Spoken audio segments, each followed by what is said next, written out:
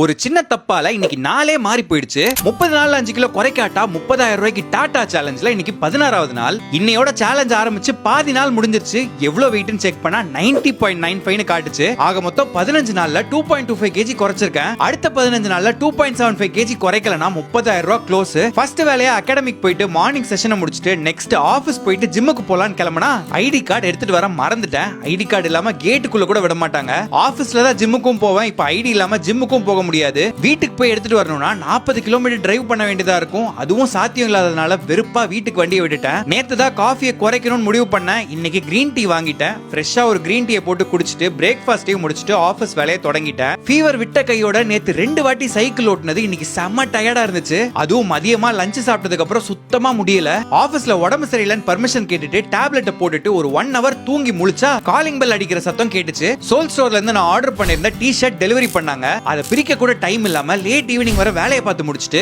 ஒரு 9 மணிக்கு நான் டிஸ்கவுண்ட்ல வாங்கின இந்த டெட்பூல் டி-ஷர்ட்டை பிரிச்சு பார்த்துட்டு டயர்டா இருந்ததுனால எனக்கு ஃபிட்னஸ் பண்ணாம சீக்கிரமா ஃபிளாட் ஆயிட்டேன்.